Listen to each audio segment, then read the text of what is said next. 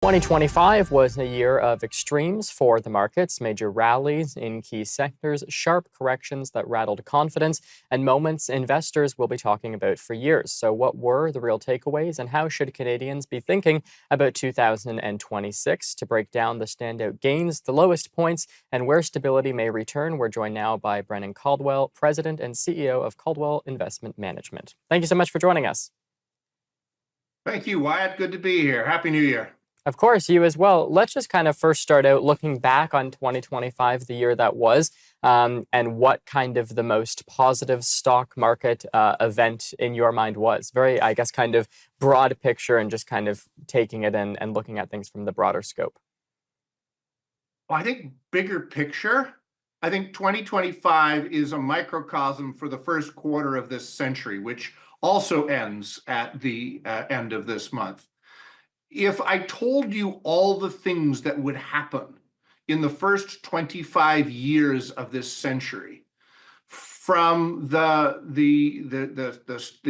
tech bubble of 2000 through 9/11, the wars in Afghanistan, in Iraq, flashing forward through the financial crisis and COVID, and Donald Trump becoming elected president twice, you would not have thought that the NASDAQ, the Dow Jones, this S&P would be at multiples of where it was at the beginning of the century with all that has gone on. But here we are.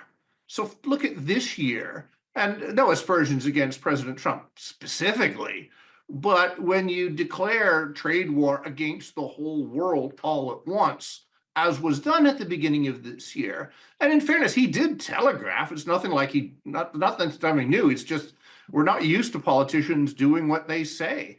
Anyhow, you would not have thought that the U.S. market, which took a real hit at the beginning for various reasons, which we'll go into, but it had bounced back as much as it has and is at or near all-time highs as we close out 2025. So I think the most amazing event of this year and of this quarter century has been the absolute resilience of equity markets in spite of tremendous turmoil, which would keep the faint of heart from making any money.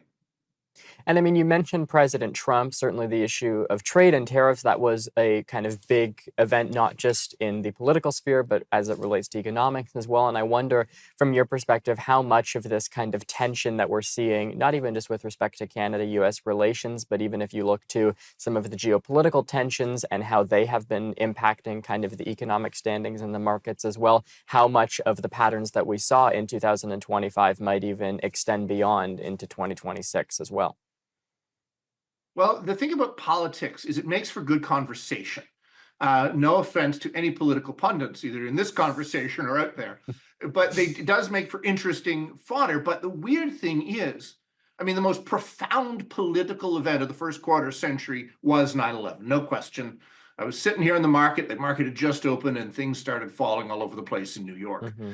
That the market closed 2001, the year of 9/11, higher than where it was on September 10th boggles the mind. But political events, even weird extreme political events, have the most short-term impact on markets. Interest rates are a much bigger determining factor. And it's more important, I think, from the market's perspective, the direction of interest rates. And it does seem that the relatively dovish, the relatively easing of monetary policy in the United States and in Canada that happened in 2025 is likely to continue in 2026. I mean, I don't think the current governor of the U.S. Federal Reserve is going to have his job past the springtime. And I think whoever Donald Trump does appoint will A, get approval of Congress, and B, be a lot more accommodative, because whatever else, the president wants the stock market to go higher, and interest rates are the determining factor. And he's very much about getting interest rates lower, which tends to be very bullish for investable assets. And you mentioned kind of some of the dynamics that are at play in Canada, and obviously in April, with Mark Carney winning kind of his first election as leader of the Liberal Party and as Prime Minister. Are you saying there's going to be a second and a third, Wyatt? Come on now. Who knows, maybe. But I guess kind of like the point that I'm getting at is just when he was running, he kind of campaigned on, this renewed sense of fiscal responsibility and how he wanted to kind of make the economy back kind of to, I guess, what could be classified as more like Jean Chrétien or Paul Martin style liberalism as opposed to Trudeau style of liberalism. And I wonder potentially, the impact that that has had on the economy and what it might mean as it relates to 2026 if he continues. I mean, we saw in the federal budget, for example, the finance minister very much painting it as an investment budget. And so how might those investments, again, with kind of corresponding to Mark Carney's level of fiscal responsibility, impact the scene going into 2026? Well, not just in Canada, but everywhere around the world, government's records as investors is completely unblemished.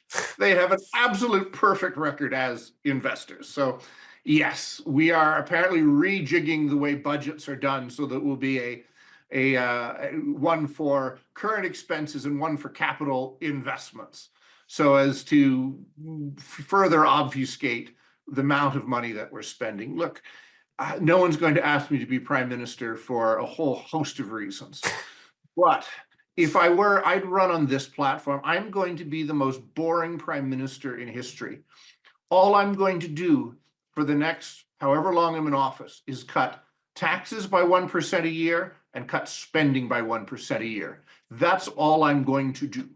And if that's all that the prime minister and the finance minister actually did, I think we'd be in pretty good shape in 4 or 5 years' time. Lower taxes, less spending, because to put it bluntly, the vast amount of debt that we're running up is going to impact your generation even more than mine, or far more than mine. I mean, I'm going to be long gone before this even begins to get paid off.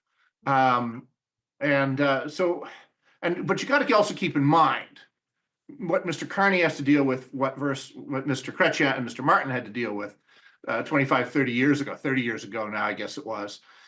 What Chrétien and Martin had to deal with was a conservative government that were the predecessors. I almost said predeceased them, but there were predecessors that set them up for success by hiking taxes and unceremoniously getting thrown out of office with only 2 or 3 seats in the House of Commons. What Mr. Carney has to deal with is the preceding Liberal government, which racked up enormous amounts of debt, which is going to take a bit to actually begin to ratchet down. So I'm looking forward with cautious optimism, even now, even almost a year into the current government's mandate, for a fiscally responsible investment budget that allows your generation to succeed. But I think to the extent that they keep racking up debt, it's going to be a burden for, well, generations to come. All right, certainly a lot of interesting dynamics. We will be watching all of them. Brendan Caldwell from Caldwell Securities Limited. Thanks so much for joining us every week here on Forum Daily. Happy New Year, Wyatt. All the best. You too.